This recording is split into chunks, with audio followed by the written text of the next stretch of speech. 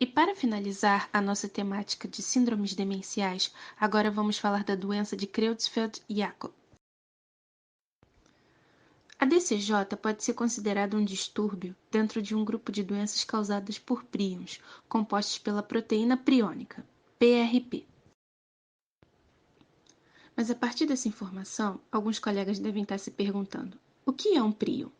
Príons são partículas infecciosas proteináceas que não apresentam ácido nucleico, ou seja, são compostos inteiramente de proteínas dobradas de maneira alternativa e que fazem autopropagação.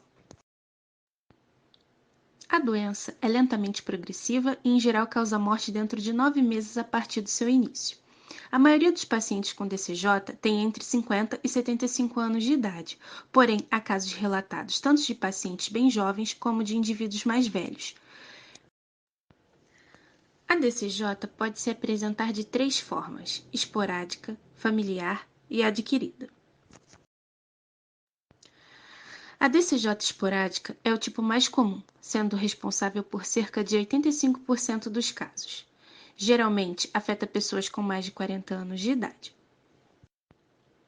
Já no caso da DCJ familiar, esta ocorre em cerca de 5 a 15% dos casos. A hereditariedade é autossômica dominante, a idade no início costuma ser mais precoce do que na esporádica, e a duração da doença é mais longa.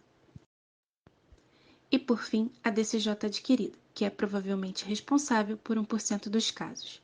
Ela ocorre após a ingestão de carne contaminada por príons, bem como a DCJ iatrogênica, que pode ser adquirida pelo uso de transplantes de córneas de cadáveres, como outros fatores.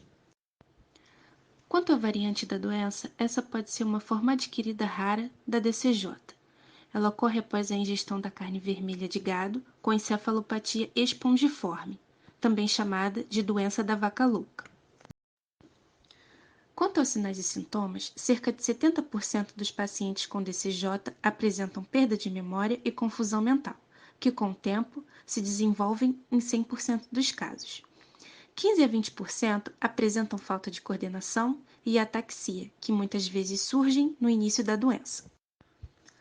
Outro fator é a mioclonia, provocada por ruído ou outros estímulos sensoriais. Geralmente se desenvolve nos estádios médios e tardios da doença. Pessoas com a variante da doença apresentam sintomas psiquiátricos, como ansiedade e depressão, em vez de perda de memória.